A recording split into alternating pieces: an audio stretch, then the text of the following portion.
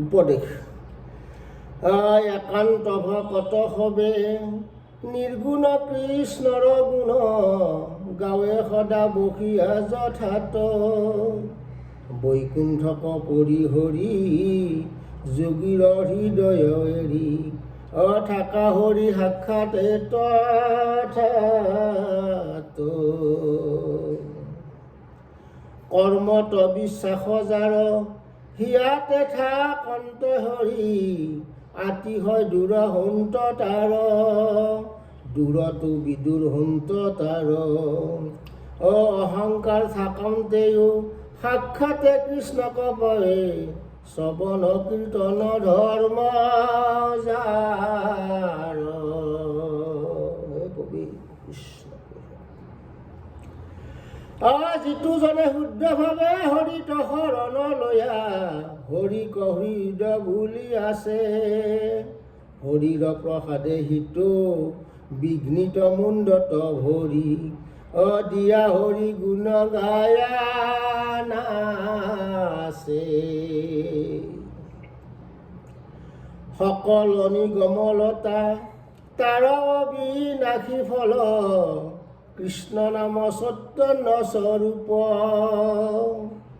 সুমধুৰ সুমংগল শ্ৰদ্ধাই হেলায়া লয়া, নৰ মাত্ৰে তৰে ভৱ কূপ। হে কবি কৃষ্ণ অব্যক্ত ঈশ্বৰ হৰি, কিমতে পূজিব তাংক, ব্যাপকতো কিবা বিসৰ্জন। এটা বন্ত মূৰ্তি শূন্য কেনে মতে চিন্তিবা, ৰাম বুলি শুদ্ধ কৰা মন। ৰাম বুলি শুদ্ধ কৰা মন। যিটো জনে কৃষ্ণ কথা বিচাৰে সময়ে মনে, ধৈৰ্য ধৰি খন্তে কথা কয়, খনে কথা কয়। যত তীৰ্থ স্থান দান, দেৱ পিতৃ যজ্ঞ জাগ, যুগদিৰো ফল পায়।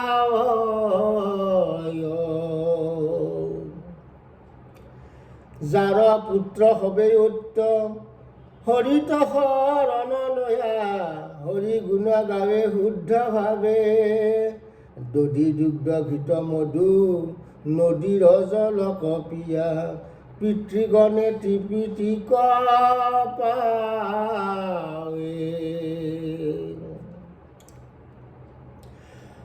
সেয়েহে সকলে শাস্ত্ৰ পঢ়িলে শুনিলে শিকি, অনুষ্ঠান সমস্তে কৰিল, নিৰাশা ঈশ্বৰ কৃষ্ণ তাহাংক সন্মুখ ভৈল।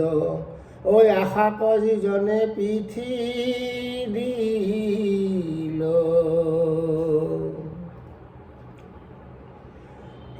অপবিত্ৰ যিটো আতি পবিত্ৰ হোৱা যদি, সমস্তে অৱস্থা আছে পাম পায়া।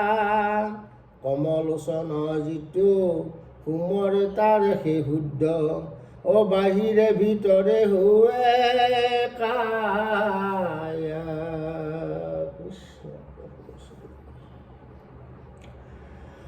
সেয়েহে চতুৰ যিটো পুণ্যৰ নিদান ভূত, নাৰায়ণ নাম কয় উচ্চৰে, অচতুৰ হিহিয়াতি পাপৰ নিদান ভূত, নামে অৰ্থবাদ যিটো কৰে। নামে অৰ্থবাদ যিটো কৰে, মহে হে বুলন্ত মোৰ ৰকাৰী নাম শুনি, পৰম প্ৰসন্ন হৈয়ে মন। শুনিও পাৰ্বতীময়ী মনত সংশয় ৰংগে, ৰাম বুলি কহিতো জন। ৰাম বুলি কহিতো জন। কৰ্ণ পথে ভকতৰ হিয়াত প্ৰবেশী হৰি, দুৰ্বাসনা হৰে সমস্তই জলেৰে যত কমল যেহে নহৰত কালে স্বভাৱতে নিৰ্মল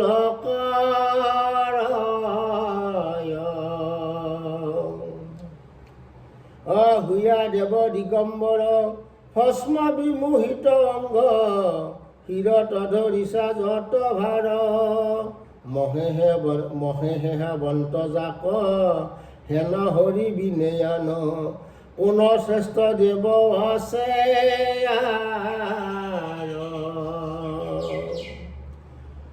কোন শ্ৰেষ্ঠ দেৱ আছে